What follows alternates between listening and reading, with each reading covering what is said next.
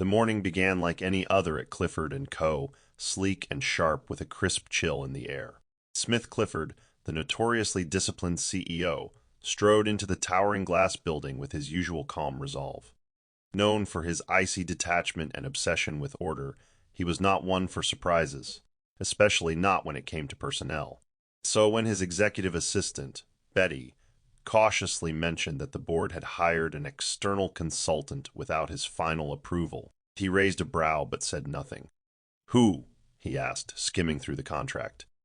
"The board said she came highly recommended," Betty answered, avoiding eye contact. "She'll be leading the restructuring proposal." Smith gave a nonchalant nod, masking the irritation rising within him. Outsiders were a risk, but Smith had bigger problems, deadlines, failing departments, and the weight of a legacy company slipping toward uncertainty. Still, there was something about the name on the file that tugged at the edge of his memory. He didn't linger on it. Work came first. That was how he survived these last 5 years, burying himself in tasks, forgetting the sound of her laughter, the weight of her absence. Smith had rebuilt everything since the divorce. Or so he told himself. "Have her report to conference room 3 by 10 a.m., he said, closing the folder. Betty hesitated a second longer than usual, lips parting as if to say something, but she simply nodded. "Yes, sir." He didn't notice. He was already buried in figures and projections, unaware that his world, carefully arranged, painfully balanced, was about to shatter in the span of a single elevator ride.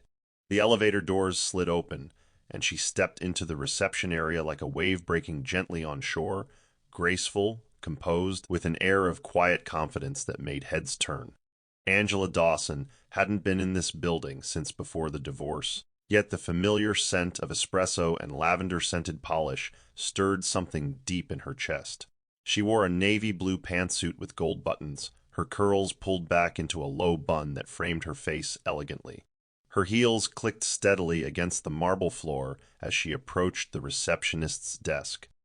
"I'm here for a 10 o'clock consult," she said calmly. Betty rose from behind the desk, her eyes wide with restrained surprise. "Angela Dawson?" she asked, just loud enough to startle a junior associate passing by. "Yes," Angela confirmed with a small, unreadable smile. "Please let Mr. Clifford know I'm here." Betty hesitated before nodding, already sensing the storm brewing on the 35th floor. Smith looked up from his laptop when Betty entered. He wasn't prepared for the look on her face. "She's here," Betty said quietly. "Angela Dawson." The name dropped like a stone into still water. Smith's spine stiffened. "Angela," he repeated, unsure if he misheard. "Yes, sir. She's the consultant the board hired." The first time in 5 years, he was completely disarmed. He rose slowly, buttoned his jacket, and walked into conference room 3, his heart hammering louder than his polished shoes against the floor. And there she was, standing with her back to him, reviewing documents at the head of the table. "Angela," he breathed, barely loud enough for himself. She turned, their eyes locked. For 1 second, the room dissolved into silence. The fluorescent lights hummed, the city rumbled outside, but all Smith could hear was the echo of 1,000 memories rising between them like ghosts. "Mr. Clifford," she said with a soft, professional nod. "It's been a while." They sat across from each other like two strangers tethered by invisible chains of history. The conference room was too quiet. Smith's team filtered in awkwardly, sensing a strange undercurrent but saying nothing. Angela launched into her presentation with practiced ease, laying out projections, improvement strategies, and restructuring ideas with precision. Smith barely heard a word. He watched her speak, noticing how her voice had grown steadier, her confidence sharper. The Angela he once knew had been passionate but impulsive, loving but insecure. This woman before him was refined, poised, almost unreachable. "I recommend immediate departmental audits before implementing layoffs," she concluded, handing over a folder. "You'll find supporting data in Appendix C." Smith cleared his throat, flipping through the pages. "It's thorough," he said finally. "Impressive." "Thank you," she replied, not breaking eye contact. As the team filed out, Smith lingered. "You didn't tell them who you were," he said. Angela turned slowly, her expression unreadable. "And who is that exactly?" she asked. "Your ex-wife." That wasn't relevant to the job description. Her voice was polite, but there was a tension just beneath it, a cold civility masking something raw. Smith nodded, stung but hiding it well. You look different. Angela gave a soft, humorless chuckle. 5 years tends to do that. And you? Still ruling from your glass tower? He gave a faint, rueful smile, still trying to keep it from shattering. There was a pause. Then she gathered her things and headed to the door. We'll meet again for Phase 2 at noon, she said without turning around. Try to come prepared. And just like that, she was gone, leaving Smith staring at the door with an ache in his chest he didn't know he still carried. Smith closed the blinds of his office and stood staring out at the skyline, but the view no longer soothed him. All he could see was her face, those dark eyes that once looked at him like he hung the stars, now unreadable, distant. He sat at his desk and opened a drawer, pulling out a small, worn photo. It was taken on their second anniversary, Angela, laughing with cake frosting on her nose, his arms around her. They had been so young, so in love. How did it all go so wrong? He remembered the nights of silence after their miscarriage, how they drifted without saying it out loud. And then she was gone. No note. Just an envelope with divorce papers and the keys to their shared apartment. He told himself she was selfish, that she gave up. But seeing her today cracked that illusion. She wasn't the same broken woman who left. She had rebuilt herself. And he'd built walls so high, even he forgot what they were guarding.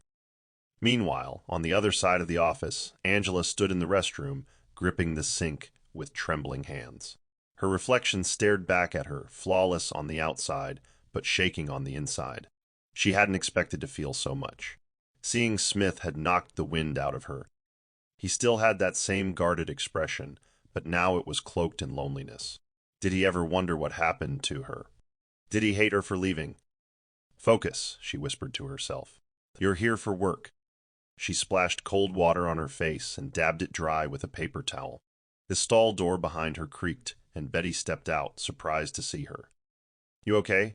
Betty asked gently. Angela gave her a small nod. Just a lot of memories. Betty nodded with sympathy.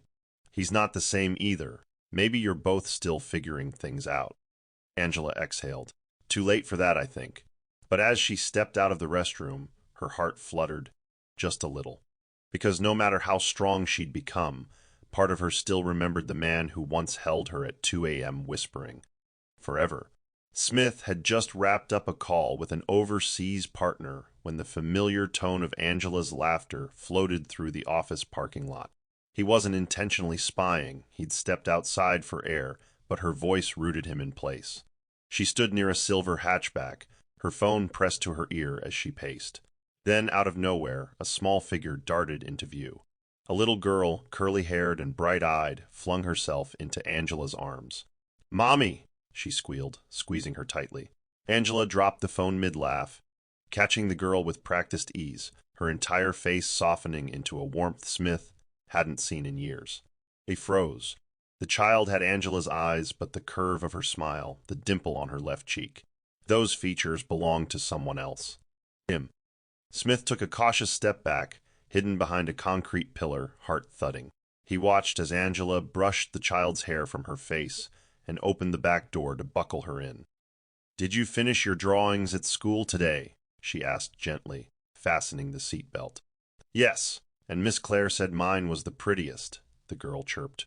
"She said I drew the best family tree, even though I made up Daddy's face." Angela paused for a fraction of a second, her expression faltering before she smiled again. "I bet it was beautiful."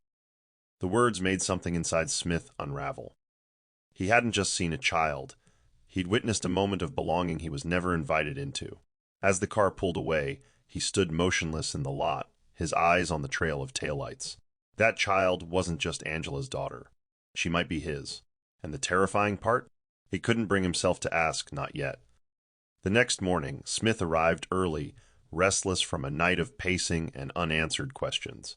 He hadn't slept. Betty brought in his coffee as usual, but his eyes were distant. "Betty," he said suddenly, his voice hoarse. "That child, the girl with Angela. Do you know anything about her?" Betty paused mid-step. "Doris, yeah, sweet kid. Always draws on the corner of the whiteboard when she waits for Angela to finish meetings. Smith leaned back, visibly unsettled. Doris? He repeated. The name echoed in his mind like a bell, soft, nostalgic, familiar. Betty didn't notice his shift in demeanor. She's 5, just turned last month. Looks just like Angela, doesn't she? Smith didn't reply. 5, exactly 5 years since the divorce. His hands trembled slightly as he reached for his coffee, barely managing to keep it from spilling. Betty, has she ever mentioned? The father, he asked carefully, eyes locked on the desk. Betty frowned, unsure how to respond. Angela doesn't really talk about her personal life. Some people assumed she had a quiet relationship after the divorce, but no one's ever met the guy. Doris just started showing up one day after school let out. Smith nodded absently, a wave of nausea twisting in his gut. Thanks, he muttered. When she left the room, he collapsed into his chair. He stared at the ceiling, breathing heavily. He tried to recall the last moment he'd seen Angela cry when she told him she needed space, time, distance. He'd given it to her, foolishly believing it was the end. But it wasn't the end. It was the beginning of a story he'd never been allowed to read. Until now. 5 years old, he whispered to himself. God, what did I miss? For the next few days, Smith made it his mission to stay busy, meetings, audits, long drives to remote branches, all of it a desperate strategy to avoid crossing paths with Angela. And yet, fate had other plans. Every hallway turn, every elevator ride, she was there. Sometimes just a glimpse of her profile as she consulted with teams, other times a fleeting whiff of her perfume in the break room. The office wasn't large enough to contain his confusion, but Angela seemed utterly unaffected. She moved with poise, her words clipped and professional, her eyes never lingering too long on his.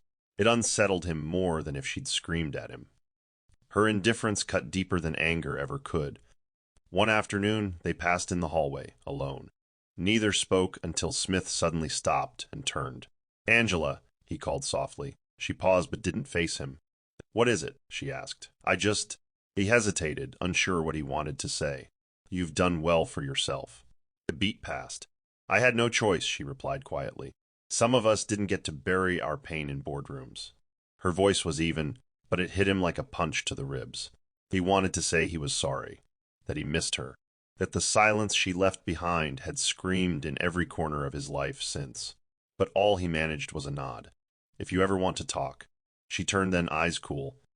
Talk about what, Smith? The weather? The way you let me go without asking why I was really leaving. He had no answer. And this time, she was the one who walked away, her heels echoing down the marble hall like the final notes of a closing chapter. Only this story wasn't done. It was a rainy Thursday when Smith found himself in the employee lounge, trying to shake off a dull headache. He sipped lukewarm tea and half listened to the distant chatter of a few junior staff. Then a small voice caught his attention. Miss Betty, can I draw here again? Doris. He peeked around the corner and saw her curly hair tied into 2 puffs, hands smudged with crayon dust, eyes glowing with innocent curiosity. She reminded him of summer days and laughter long buried. Betty crouched beside her. Of course, sweetheart. Just don't draw on the walls again, she chuckled. Doris giggled. I won't. Mommy said I can only draw in my book now. Smith watched silently, feeling a strange ache settle in his chest. Then Betty asked the question that sent shivers down his spine. Do you like your name, Doris? The girl nodded, proud. I do, Mommy said she and Daddy picked it together. But I've never met Daddy, so I pretend he's in the sky drawing with me. Smith's grip on the paper cup tightened until it buckled in his hand. He stumbled back, his mind a blur. Doris. That name wasn't picked at random. It was the name he and Angela used to whisper under the stars, dreaming of a daughter they never thought they'd have. He remembered how he used to joke, Doris Clifford, future heartbreaker. Now she existed flesh, voice, joy, and he hadn't even known. The child carried a name built from love and loss, and it had lived on without him. He stepped back from the door quietly, afraid of what he might do if he walked into that room, and asked the question burning on his tongue. Later that week, in a moment of impulsive bravery, or perhaps desperation, Smith stopped Angela outside the office just as she was heading to her car. 5 minutes, he said, rain softly falling on his shoulders. 1 coffee, no pass, no pressure. Just 5 minutes, Angela hesitated. For a moment, it looked like she would refuse, but then she sighed and nodded. They sat in a quiet cafe across the street, where the scent of cinnamon bread and old memories hung thick in the air. Neither of them spoke at first. Smith stirred his coffee with unusual nervousness. Angela sat still, eyes distant. Finally, he broke the silence. "She's bright, confident. She reminds me of you." Angela didn't react. "She reminds me of the woman I used to be," she replied, "before everything fell apart." He wanted to ask outright. He wanted to scream, "Is she mine?" But he didn't. Instead, he leaned back and asked gently, "What about her father?" Angela's lips twitched into a faint smile that didn't reach her eyes. "He's not around, never has been. But Doris has everything she needs." Smith looked at her then, eyes brimming with a storm. "You say that like it's enough." Angela blinked slowly. It had to be. Silence followed. Outside, people hurried past under umbrellas, their lives untouched by the quiet ache unfolding at table 4. "Why didn't you tell me?" Smith whispered finally. Angela's fingers tightened around her cup. "Because you didn't ask. Because I didn't think you wanted to know. And because by the time I realized what I'd lost, you were already gone." There it was, truth laid bare between spoons and empty cups. 5 minutes stretched into a lifetime, and neither of them moved. From that day on, Smith watched them from a distance, not in obsession, but in awe and sorrow. The way Angela reached down to tie Doris's shoes in the parking lot, her lips forming quiet encouragements. The way Doris twirled in the hallway when she thought no one was looking. There was something sacred about their bond. It wasn't just mother and daughter, it was survival, stitched together by laughter and struggle. And yet, as Smith observed, he began to notice things others missed. The tilt of Doris's head when she was curious, the crease in her brow when she concentrated, reflections of his own childhood mannerisms. It wasn't just longing now, it was undeniable. This little girl had parts of him scattered in her like fragments of an unfinished puzzle. And it broke him, slowly. One evening, Smith stood by the glass railing outside the 15th floor meeting room, watching the dusk fall over the city. Angela stepped beside him, arms crossed, eyes fixed on the horizon. "You're quiet these days," she said softly. "People are starting to notice." He offered a faint chuckle. "I suppose I'm seeing things more clearly now." Angela didn't respond immediately. Then she said, "Doris asked me yesterday if you were her uncle or a superhero." Smith smiled bitterly. "And what did you tell her?" "I told her the truth," Angela said, her voice steady. "That you're someone I once loved deeply, and someone I'm still trying to understand." Her words hit him harder than she realized. "Do I have the right to ask?" he murmured. She turned to him then, finally meeting his eyes. "That depends," she said quietly. "Are you ready to hear the answer?" Neither of them spoke after that. But in the silence, a wall between them began to crack, just enough for the light to seep through. The rain returned that evening, drumming against the penthouse windows like a memory refusing to fade. Smith stood in his living room, dim lights casting long shadows. In his hand was a box he hadn't opened in years. Inside were relics of a love he never learned how to protect, movie stubs, notes Angela had left on the fridge, and at the very bottom, a sonogram photo. He ran a thumb over the blurry black and white image, swallowing the lump in his throat. Back then, they had been overjoyed, painting nurseries and arguing over baby names. But then came the bleeding, the hospital, the silence. Angela curled up in bed, staring at the wall, while he buried himself in conference calls and deadlines. He hadn't known how to hold her grief. So instead, he held his distance. "You never even asked me how I was doing," she had whispered one night, her voice cracked and lifeless. "You just disappeared into your office." He'd stood at the doorway, guilt-stricken and helpless. "I didn't know what to say," he admitted. "I didn't want to make it worse." But Angela had only turned away, her body trembling beneath the blankets. That night had been a turning point. Her silence deepened, and so did his absence. The space between them grew so vast that by the time she finally walked out, it almost made sense. Now, sitting with that ultrasound photo in his hand, Smith whispered aloud, "I should have stayed in bed with you. I should have cried with you." And though no one heard it, the weight of that confession made the room feel a little heavier. The next week brought a whirlwind of meetings, but Smith's mind was elsewhere. It wasn't until he overheard Betty frantically speaking on the phone that everything stopped. Angela didn't show up for pickup, she said. Doris has a fever. They're keeping her in the nurse's office. Without thinking, Smith grabbed his coat. Send me the school's address, he ordered, already halfway to the elevator. The drive felt endless tension clawing at his chest. When he arrived, Doris was curled on a cot, cheeks flushed and eyes glassy. Mr. Clifford? The teacher asked, confused. Are you family? He hesitated, then stepped closer. I'm someone who cares very deeply, he said, kneeling beside Doris. When she opened her eyes, they softened with sleepy recognition. You came, she murmured. I knew you would. Smith gently brushed her hair back. Of course I did, he whispered, his throat tightening. She reached into her backpack and handed him a folded paper. I made this for you. It's you and me and Mommy. Smith unfolded the crayon drawing, eyes widening. It showed 3 stick figures holding hands beneath a bright sun. Above the smallest figure, written in shaky letters, was the word Daddy. A tear slipped down his cheek before he could stop it. You think I'm your daddy? She nodded slowly. I asked Mommy once, but she cried. So I just pretend you are. In that moment, surrounded by crayons and innocence, Smith felt something crack wide open. The truth wasn't just knocking. It was standing in front of him, 5 years old, warm with fever and love. Angela arrived minutes later, breathless and soaked from the rain, only to find Smith already there, sitting beside their sleeping daughter. Her heels clicked against the linoleum as she approached, her face pale. What are you doing here? She demanded, her voice low but sharp.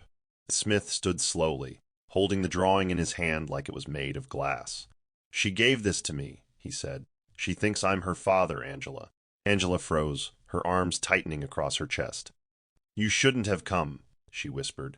You had no right to speak to her like that. Smith stepped forward, his voice trembling with restrained fury.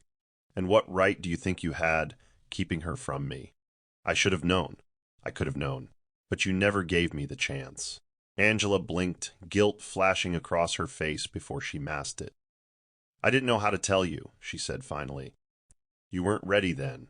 You were drowning in work, in detachment. I didn't want to force fatherhood on someone who couldn't even grieve with me. Smith flinched. You don't get to decide what I could have handled. That was our child. You chose for both of us. He held up the drawing again, his voice breaking. She made this family up in her mind, Angela. She wants me, and I want to be there for her, for you. Angela's eyes welled with tears, but she shook her head. You can't just walk back into our lives because you feel guilty. It's not that simple. Smith took a shaky breath, voice now quieter. No, but I have to start somewhere. And this time I'm not walking away. The hallway fell silent except for the soft rise and fall of Doris's breath, 2 broken hearts standing over the one they might still heal. The following morning, the air inside the office felt stiffer than usual. Angela sat quietly at her desk, tapping her pen against a folder she had read 3 times already. Her body was present, but her mind was entangled in a conversation she never wanted to have. Smith had crossed a line she wasn't ready for, uncovering a truth she had hidden not to be cruel, but to survive. When he appeared at her office door unannounced, her posture stiffened. We need to talk, he said simply. Angela nodded once, standing to close the door behind him. If this is about Doris, it is, he cut in, his voice firmer than usual. But it's also about us. I can't keep pretending she's not mine. Angela turned to him, her eyes filled with a fire he hadn't seen in years. You don't get to say that now, Smith. You weren't there when I cried myself to sleep with her heartbeat inside me. Smith flinched, visibly wounded by her words, but he didn't back down. Because I didn't know. Because you left before I even got the chance to understand what you were going through. His voice trembled beneath his frustration. I messed up, I know that, but you took away the right to even try. That's not fair to Doris, and it's not fair to me. Angela crossed her arms, suddenly weary. You want fairness? Life didn't give me that when I bled alone in a hospital bathroom. When I held her the first night and didn't know if I had enough money for formula. I did what I had to. The silence between them grew thick with history, regret, and a kind of grief neither had dared speak of until now. I'm not asking to rewrite the past, Smith said finally, quieter this time. I'm asking to be part of her future. Angela's eyes softened, but her lips remained sealed. There was still a wall between them, years of pain layered brick by brick, and neither was sure yet if they were ready to tear it down. That night, Smith stood by the floor-to-ceiling windows of his penthouse, city lights flickering like stars too far to reach. The weight of the day clung to him like a wet coat. He hadn't expected it to hurt this much, to see the cost of his emotional absence carved into every line of Angela's face, to hear the years of loneliness behind her fierce independence. He poured himself a drink, but it stayed untouched on the counter. Instead, he walked to the drawer by his study and pulled out an old frame, an anniversary photo they once took on a weekend getaway. Angela was mid-laugh, sun on her face, no makeup, just joy. He sank to the floor with it in his hands, knees pulled to his chest like a man unraveling from the inside. "I could have been there," he whispered into the quiet. "I should have been there." Betty found him the next morning slumped over his desk, still in yesterday's clothes, dark circles haunting his face. "Sir," she said softly, hesitant to step closer. He lifted his head slowly, eyes red but dry now. "I saw her drawing," he murmured, almost like confessing a crime. "She made me a father before I even earned the right to be one." Betty's heart twisted. She placed a hand on his shoulder. "You still have time, but not if you keep drowning in guilt." He nodded absently. "I don't know how to fix this." "Start by showing up," she said gently. "Not as the CEO, as the man who lost something, and is finally ready to fight for it." Smith closed his eyes and let out a shaky breath. The storm inside him hadn't passed, but it had shifted. And somewhere amid the rubble of regret, he knew, if he didn't start now, he might lose them both forever. Angela sat across from Betty at a quiet diner the next day, her fingers nervously circling the rim of her tea mug. She hadn't told anyone the full truth, not even her closest friends. But after the confrontation with Smith, the need to unburden became too strong to silence. Betty listened, her brow furrowed in concern, as Angela finally spoke. "I thought I lost the baby," she said softly, eyes lowered. "There was bleeding, and the doctor said it was likely a miscarriage. I didn't even tell Smith. I just shut down." Betty reached across the table, squeezing her hand. "But Doris?" A week later, another doctor confirmed she was still there. Alive, strong, I wanted to tell him. I almost did, but by then we were already so broken. And I was terrified. I thought maybe it was a sign I needed to do it alone. Tears welled in Angela's eyes as she continued, voice trembling. I told myself he was too distracted, too numb to care, that he'd only see Doris as a burden, not a blessing. So I left.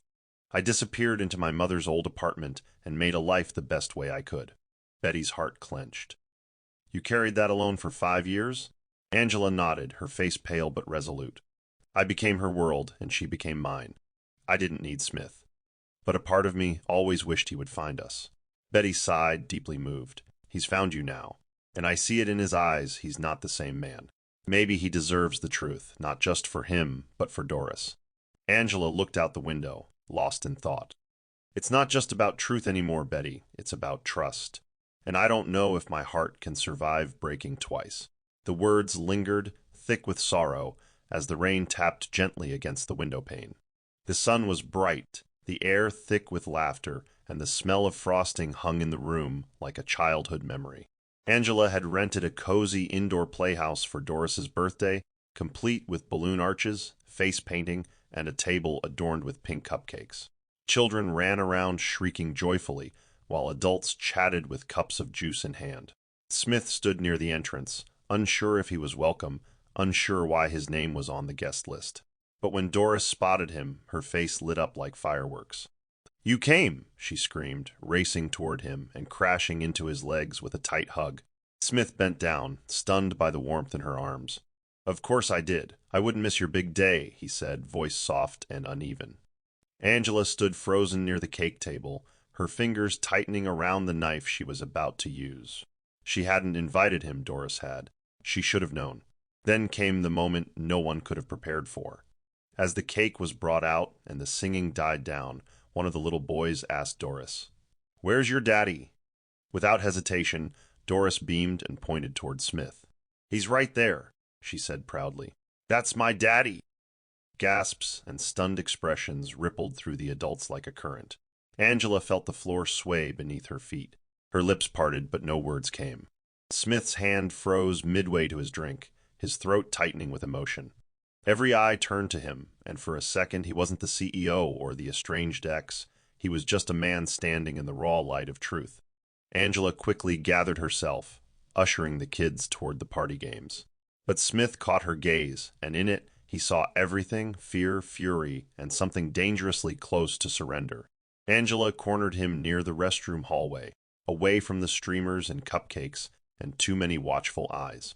Her voice shook as she whispered, "Why did you come? I never asked you to be here." Smith, who had anticipated many responses, wasn't ready for the pain etched into her face. "She invited me, Angela. I didn't want to cause a scene. I wanted to be there for her." Angela's chest rose and fell with ragged breaths. "You don't get to play father when it suits you. This isn't a conference call you can drop in and out of. She thinks you're permanent now, and if you walk away again—" Her voice broke before she could finish. She looked away, blinking furiously. "She's my whole world, Smith. I can't let anyone crack it open again." Smith stepped closer, lowering his voice, but not his sincerity. "I'm not trying to take her from you. I know I failed before. I missed the pregnancy, the birth, her first steps, her first words. But if you let me in, I swear to God I'll never miss another moment." Angela shook her head, tears streaking down her cheeks. "I was alone. Every cough, every fall, every sleepless night, I carried it all. Where were you when she cried for hours and I didn't know why? Where were you when I was sick and couldn't afford help?" Smith swallowed hard, overwhelmed with guilt. "I don't have a defense. All I can do now is stay. Please let me stay." Angela stared at him, shoulders slumped, exhaustion and longing pooling together. "You think it's that simple? That one birthday party fixes everything?" Her voice was brittle. "It doesn't." Smith nodded slowly, voice barely audible. "But maybe it's the first step." And for the first time, Angela didn't walk away. In the days that followed, something shifted, quietly, cautiously. Smith began showing up not with grand gestures, but with consistency. He left a small unicorn plushie on Doris's desk with a sticky note, "From your biggest fan." He offered Angela his driver on rainy mornings, though she rarely accepted. He started bringing Doris her favorite mango popsicles during office visits and listening, really listening, to Angela's project feedback in meetings. Angela remained watchful, guarded, but she noticed. There was no demand for forgiveness, no pressure, just presence. And for someone like her, who had learned to do everything alone, that presence was foreign, but not unwelcome. One evening, Doris walked into the living room clutching a book and looked up at her mother. "Can Mr. Smith read to me tonight?" Angela paused mid-folding laundry. "Why him?" Doris shrugged. "Because his voice is calm. Like storytime calm." Angela blinked away the sting behind her eyes. "All right," she said softly. When Smith arrived that night to drop off a document, he was caught off guard by the invitation. "A bedtime story," he repeated, eyes wide. Angela nodded once, handing him the book. Just one. As Doris curled beside him, head on his arm, and he read about castles and brave rabbits, Angela stood in the doorway, arms crossed, but her face, for once, wasn't hardened. There was guilt still, yes. But hope was beginning to breathe beside it. Quiet, steady, alive. Saturday arrived with a hesitant son and nervous hearts. Doris had asked Smith 2 days earlier if he'd like to take her to the park, and Angela, after hours of internal war, had agreed. She handed Smith a carefully packed lunch bag and a checklist of what to avoid. "No sweets after noon. She gets motion sickness on swings. And she likes to feed the ducks but gets scared if they get too close," she said, her tone clipped but concerned. Smith nodded, accepting each instruction with the reverence of a man finally trusted with something precious. "I've got this," he assured her. Doris beamed, already holding his hand, bouncing excitedly. As they walked toward the car, Angela stood at the window, arms folded across her chest, watching the man she once knew lead the little girl she'd raised on her own. At the park, Smith found himself stumbling through fatherhood in real time. Doris asked questions faster than he could answer, tugged him from slide to sandbox, and introduced him to every stuffed toy in her backpack. He watched her with wonder. "Did you name all your dolls yourself?" he asked. She nodded proudly. "Of course, This is Sparkle, and that's Miss Tudu. They're sisters, but they fight a lot, like you and Mommy used to. Smith froze at the innocent observation. What makes you think we fought? Doris shrugged. Mommy cries sometimes when she sees your old pictures, but she still keeps them. That single confession nearly buckled his knees. As they shared peanut butter sandwiches by the duck pond, Doris turned to him. Why weren't you here before? She asked quietly. Smith exhaled. Because I made a mistake. One I'll spend forever trying to fix. Doris leaned against him, and in that quiet lean, her small frame trusting his warmth, he felt like a father for the first time in his life. Just as life began to untangle personally, the professional storm hit. Smith's CFO delivered the news in a closed-door meeting. The company's latest acquisition had bled more capital than anticipated. Revenues were declining, and internal morale was crumbling. The restructuring project Angela was brought on for suddenly became critical. The board grew restless. We need immediate solutions, Smith ordered, staring down charts that painted a grim future. Angela, present in the room but silent, scanned the data and began scribbling notes. After the meeting, she approached him in the hallway. You need to pivot fast, she said. Close underperforming branches, freeze new hires, and shift your digital investment strategy.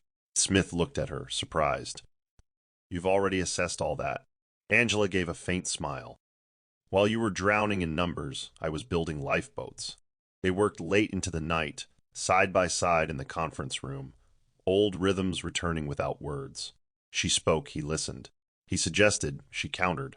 It was the kind of collaboration they'd once had in the early days of their marriage, when they stayed up brainstorming over takeout containers and red pens.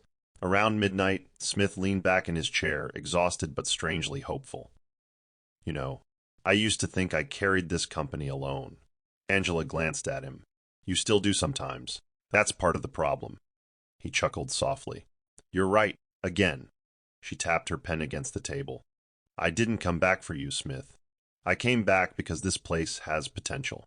But if we're going to save it, you'll have to start trusting people again. He nodded, his gaze lingering on her a beat too long. I'm learning, he whispered. And though they didn't talk about Doris or the past that night, something in their dynamic had changed. More honest, more equal, and just a little more like before everything went wrong.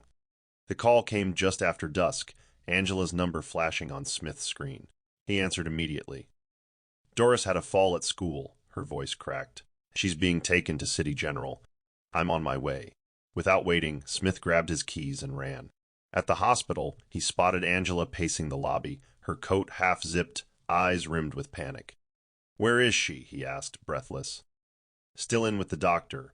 They said it might be a mild concussion. She wrung her hands, her confidence gone. Smith gently reached out, covering her hand with his. She's strong, like her mother. Angela looked at him, eyes brimming. But she's still a child, and this is the part one hate most. The helplessness. He nodded, understanding too well. You're not alone anymore, Angela. Not in this. When the nurse finally came out and called for Doris's parents, Angela started to correct her, but hesitated. Smith glanced over, surprised when Angela didn't speak up. Instead, she took his arm, and they walked in together. Doris lay in bed with a tiny bandage on her forehead and a sleepy smile. You both came, she whispered. Smith kissed her hand. Always. The doctor gave them a rundown. She'd be fine, but needed rest and monitoring.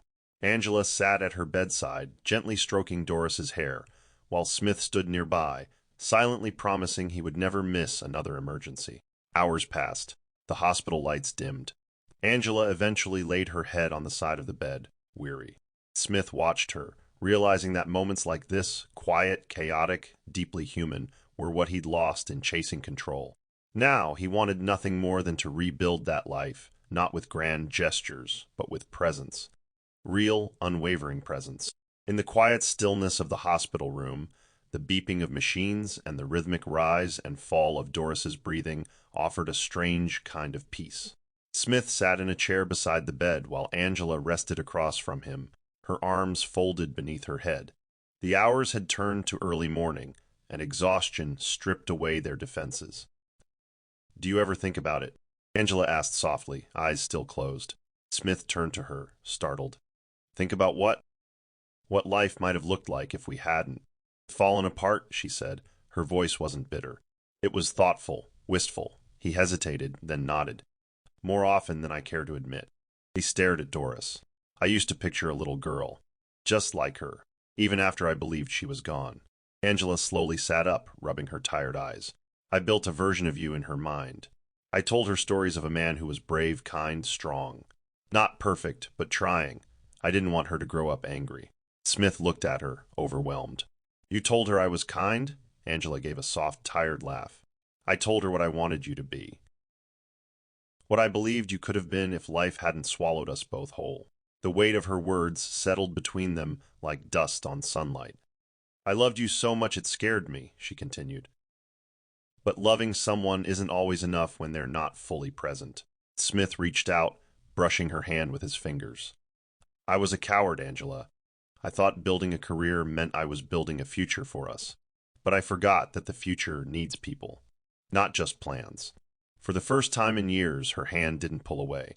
The next day at work, Angela found herself unable to concentrate. Numbers swam on her screen, graphs blurred, and her thoughts kept circling the night at the hospital.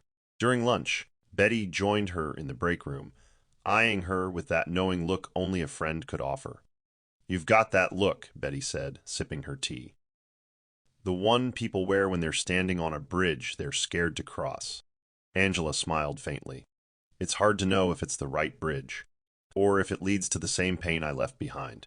Betty set down her cup. You've changed. So has he. But what hasn't changed is that little girl who looks at both of you like you hung the moon. Don't let her grow up thinking love always ends in silence. Angela sighed, her eyes welling. I don't know if I can trust him, with me, with her. Betty leaned closer. He's not asking for instant forgiveness, Angela. He's showing up, in the hospital, in meetings, in bedtime stories. You of all people know how rare that kind of consistency is. Angela nodded slowly. It's just, I spent 5 years building walls. I'm not sure I know how to open the door anymore. Betty smiled gently. Then let her be the key. You don't need to swing it wide open. Just unlock it, crack it a little, and see what happens. Angela looked down at her hands, remembering the way Doris had reached for both of them at once, her small fingers binding them without trying. She called him Daddy, Angela whispered, and he cried like a man who never thought he'd hear that word. Betty squeezed her shoulder. Then maybe that's your answer. And for the first time, Angela didn't flinch at the possibility of letting someone in again. Sunday morning was soft with sun and quiet with possibility. Smith waited outside Angela's apartment, nervously holding a bag of pastries Doris liked. When the door finally opened, the little girl ran out in her pajamas, unbothered by the cool breeze. Daddy, she squealed, throwing her arms around his waist. It was the first time she had said it unprompted, unfiltered, with complete certainty. Smith dropped to his knees, stunned. Say it again, he whispered. Doris giggled. Daddy, you're here. He wrapped his arms around her, burying his face into her shoulder. His eyes stung, and his chest ached, not from sadness, but from a feeling he had long forgotten, belonging. Angela watched from the doorway, heart tight, hands trembling. She had expected the word to come with confusion, maybe awkwardness. But Doris had said it with joy, pure, innocent joy. Later that afternoon, the three of them sat in the living room, Smith on the rug building a puzzle with Doris, while Angela folded laundry nearby. The television was off. Music played faintly from a speaker in the corner. It felt normal. And yet, Smith couldn't stop glancing over at Angela, searching for signs, walls still standing, or maybe, finally, a door slightly ajar. When Doris went off to play in her room, he spoke. You heard her. Angela nodded, arms folded loosely. It did. That wasn't pretend. Not anymore. Her eyes softened. No, it wasn't. Smith leaned forward, elbows on his knees. I don't expect this to fix everything. But hearing her say that, it was the most real thing I've felt in a long time. Angela met his gaze, and this time her voice held no edge. She's letting you in, Smith. And maybe, I'm trying to remember how to do that too. The words weren't a promise, but they were more than a beginning. They were hope, spoken, fragile, and finally mutual. The following evening, Smith stood at Angela's doorstep, not with pastries or toys, but with a handwritten letter in his trembling hand. He didn't ask to be let in. Instead, he handed her the envelope, his eyes steady but solemn. "I needed to say it all, but without interruptions," he murmured. Angela hesitated before taking it, eyes narrowing curiously. After he left, she unfolded the letter at her kitchen table. The handwriting was familiar, neat, and slanted slightly to the right. "Angela," it began, "I failed you in more ways than I can count. Not just in missing out on Doris, but in failing to be the man you needed when we were still us. I shut down when I should have leaned in. I chose silence over softness. I chose control over comfort." She blinked hard, forcing herself to keep reading. "I know I don't deserve forgiveness overnight, but I want to earn your trust, not with flowers or big speeches, but with presence. With showing up every time, even when it's hard. Especially when it's hard. You were never the problem. I just didn't know how to be the solution. I see that now." Angela placed the letter down, breath caught somewhere between disbelief and aching. She stood and walked to Doris's room, where the child was coloring under soft lamplight. Smith's voice echoed in her head. "I want to be part of her future, of yours if you'll let me." She watched her daughter, so full of innocence, yet so wise, and for the first time her heart didn't push his words away. Later that night, she called him. "I read it," she said simply. "It broke something, but maybe it broke something that needed to fall." On the other end, Smith closed his eyes and let the quiet between them feel like progress. 2 days later, they sat on a park bench, watching Doris feed breadcrumbs to ducks. The sky above was soft with clouds, and the air carried a hush that only early spring could bring. Angela stared straight ahead, her hands clasped tightly in her lap. "You're making it look easy," she said. Smith glanced at her. "What?" "Fatherhood. Rebuilding. Like you were always meant to do it." He smiled, but it didn't reach his eyes. "It's not easy. I'm scared every second I'll do something wrong." She nodded slowly. "That's the part one can't shake. The fear. What if you vanish again when it gets hard? What if Doris grows to depend on you and then?" Her voice faltered. "I can't have her heart broken. Not like mine was." Smith turned fully toward her, voice quiet but certain. "Then let me carry that fear with you. Don't shoulder it alone." Angela shook her head, eyes misty. "I've spent 5 years convincing myself I don't need anyone, that it's safer that way. Now you're here, and she's calling you daddy, and it's like, I don't know how to breathe without calculating the risk." Smith reached for her hand, gently, not forcing. "I won't promise perfection, Angela, but I promise effort. I promise presence. I promise that when fear shows up at your door, I won't let you answer it alone." Her hand lingered in his. She didn't say yes, but she didn't pull away either. And for them, that was monumental. Doris turned and waved from the pond, her laughter echoing through the air. "Come see," she called out. Angela rose slowly. "Let's go." And for the first time, they walked toward her as something quietly resembling a unit, fragile, tentative, but whole enough to try. Later that week, under the golden hue of a setting sun, Smith took Angela and Doris out to the botanical gardens. Flowers bloomed in soft pastels, and winding paths offered the illusion of magic. It wasn't a grand occasion. There were no photographers, no orchestrated surprise.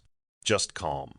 Just them. As they sat beneath a vine-covered gazebo while Doris chased butterflies nearby, Smith turned to Angela. His voice was quiet but resolute. "I'm not going to ask you to marry me."